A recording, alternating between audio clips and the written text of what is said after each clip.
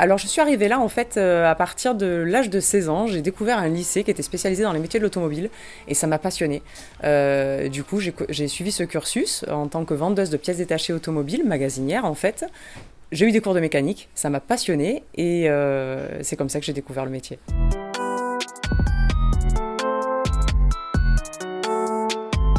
On était dans un lycée de 600 élèves, on était 3 filles seulement, uniquement dans ce lycée. Les femmes ont toujours peur de ne pas y arriver et de trouver l'automobile, ça leur semble très compliqué. Alors que pas du tout. En fait, c'est assez simple.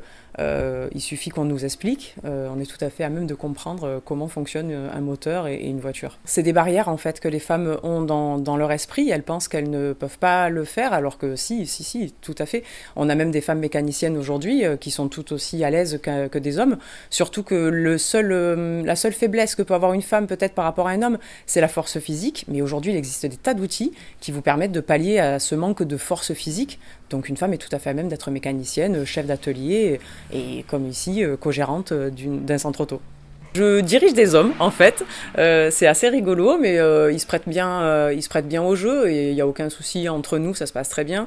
Ils sont trois techniciens à l'atelier et je co-gère avec mon époux l'entreprise.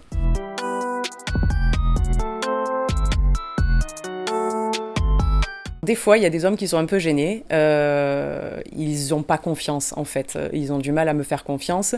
Et malgré ce que je leur dis, ils ont quand même besoin d'avoir l'avis d'un technicien masculin pour souligner ça, quoi, pour être sûr. Donc, à ce moment-là, c'est pas bien grave. On leur envoie un technicien qui leur confirme et ils sont plus rassurés.